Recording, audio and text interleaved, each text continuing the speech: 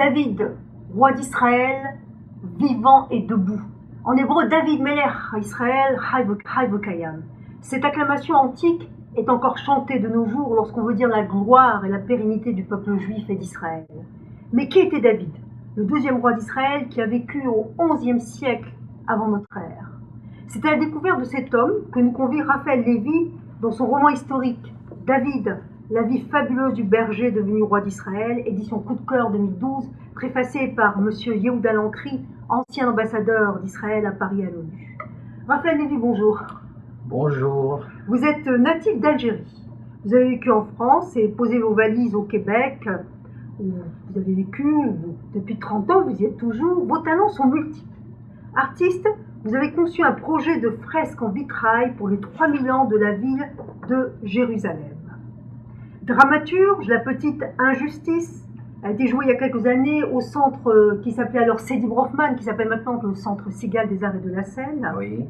Rédemption, c'est la pièce que vous êtes en train de monter en 2015. Écrivain, vous avez déjà écrit ce roman, L'homme qui voulait changer le monde, très beau titre, aux éditions Lanctot. Vous êtes réalisateur, scénariste, vous êtes occupé de post-synchronisation, c'est-à-dire notamment des sous-titres. Et pour rien cacher aux internautes qui suivent ce magazine des cultures juives au Québec, vous êtes le réalisateur de ce magazine et vous êtes passé de l'autre côté de la caméra pour cet entretien et je vous en remercie. Alors, ce livre me semble, apparemment Raphaël, le premier parmi vos livres ou pièces de théâtre qui traite explicitement d'un sujet juif. Est-ce que le personnage de David vous trottait dans la tête depuis un petit moment? Depuis très longtemps, en réalité, depuis que, en association ou presque commandité par la mairie de Jérusalem, connaissant mon second métier de maître verrier, puisque j'ai enseigné le vitrail à la mairie de Paris pendant près de 15 ans, et encouragé par Yehuda Lancry, on a imaginé que je pourrais raconter l'histoire de la ville de Jérusalem, les 3000 ans d'histoire de la ville de Jérusalem. Alors, et c'est ça qui vous a mené à David? Tout à fait. Alors évidemment, je ne connaissais pas grand-chose sur le roi David, à part David et Goliath, David et Bethsabée, et il a fallu pour que mon travail soit aboutisse, que je mette mon nez pendant près de 2 ans dans l'histoire de David. Alors, vous citez les sources, elles sont principalement bibliques, c'est-à-dire les 2 livres de Samuel,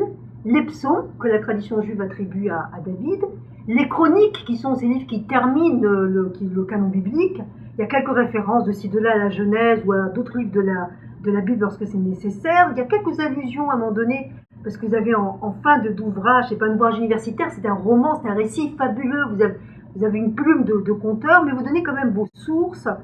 Ça a été, vous l'avez dit, un travail minutieux de recherche, mais est-ce que vous avez suivi le texte? Est-ce que vous avez pris des libertés? Comment vous vous êtes senti par rapport à cet héritage biblique?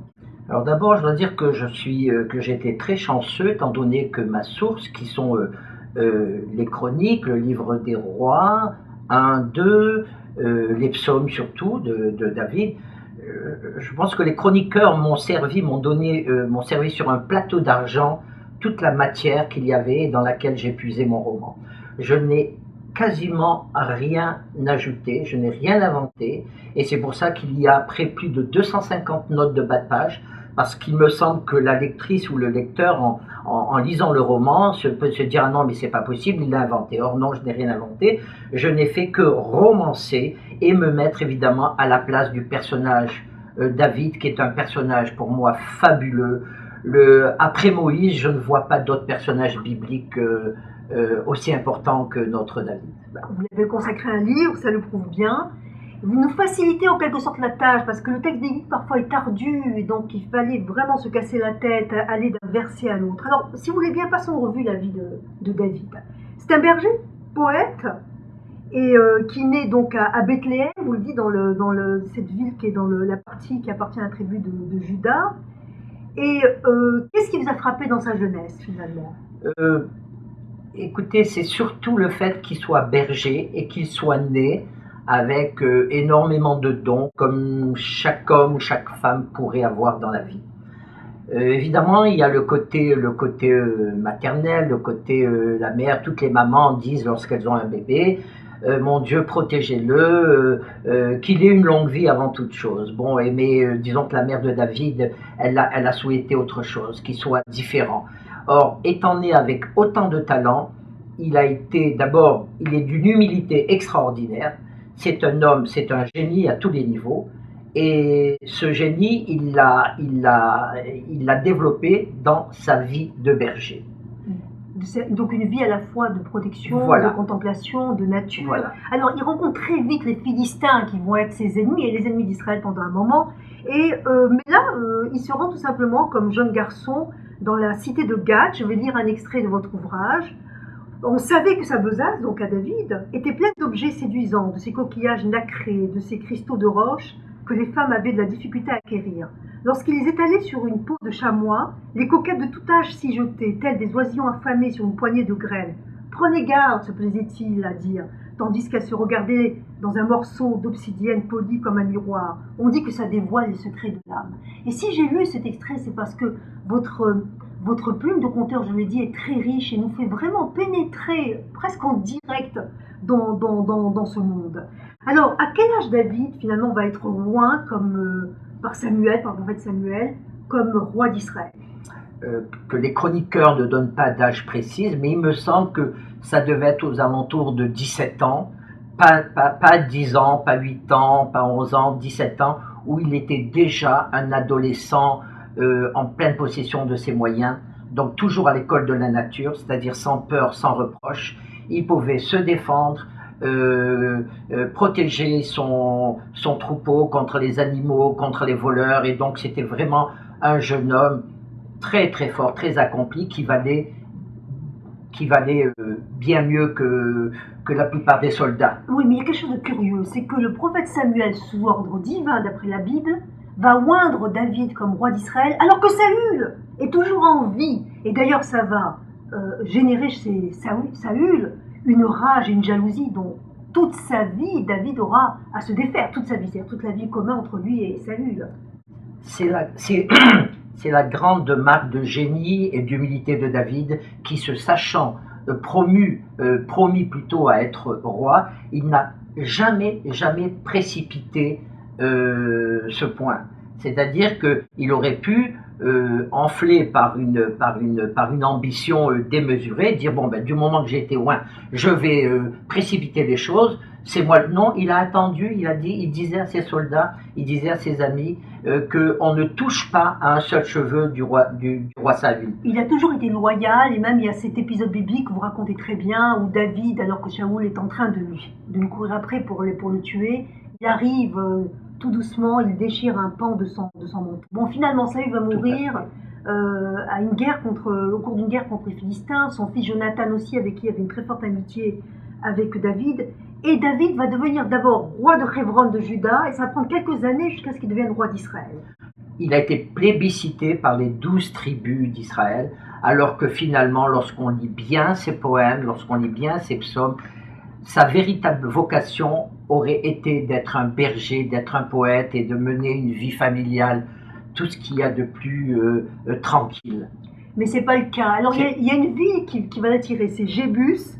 Il va en faire la capitale Jérusalem. Oui. Et vous racontez cet épisode que j'aime beaucoup, c'est que les gens de Jébus jettent un parchemin, enfin un mot en disant « Tu ne rentreras point ici car les aveugles et les boiteux te repousseront ».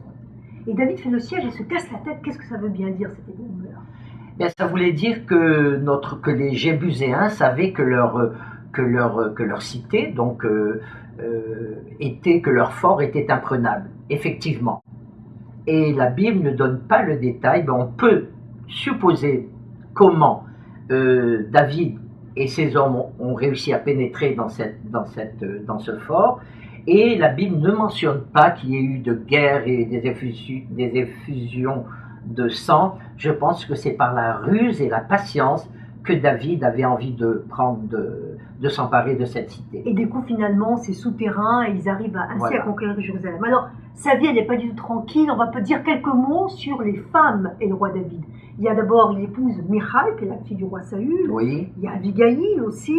Et puis il y a cette fameuse scène, vous l'avez citée en début d'entretien, de Bethsabée. Écoutez, il fait quelque chose qui est vraiment répréhensible. Qu'est-ce qui se passe? Racontez-nous. tout à fait. Écoutez, ça prouve que David était, malgré son génie, malgré son talent, eh bien, il a été homme. Il y a eu un véritable coup de foudre entre David et Bethsabée. Et c'est un passage qui m'a paru très difficile à écrire parce que comment cacher la sympathie que j'avais pour le roi David et en même temps l'absoudre de ce péché. Alors j'ai essayé d'être extérieur, de raconter les sentiments de Bethsabée et de David, et c'est au lecteur de juger éventuellement. Alors en tout cas, il voit cette femme le soir de sa nuit de noces et il la veut, et puis il envoie son mari Uri, qui est un de ses gibors, des membres de son armée, il l'envoie au front. Dans votre texte, vous laissez entendre que finalement, même si David voulait que Uri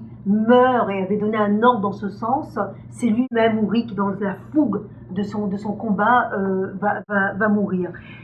La tradition juive dans le traité Sanhédrin énonce la chose suivante et dit: Bethsabée était promise à David depuis les premiers jours de la création, mais il l'a prise avant terme. C'est dans le traité, c'est dans la page 107a.